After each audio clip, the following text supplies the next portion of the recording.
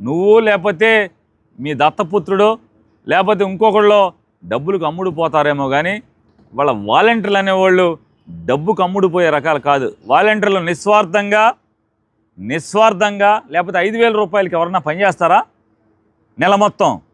వాళ్ళు గౌరవ వేతనం అది. అంటే డబ్బు కోసం కాకుండా సేవ కోసం పనిచేసేటువంటి వాలంటీర్లని గేలం వేద్దామని 10,000 చేస్తామంట.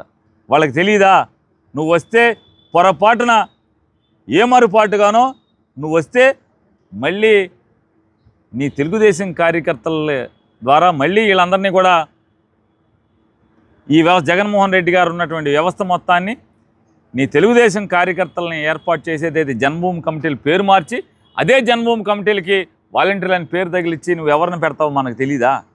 జనానికి తెలీదా? వాలంటీర్లకు తెలీదా? ఇప్పటికే ప్రతి గ్రామంలోని తెలుగుదేశం పార్టీ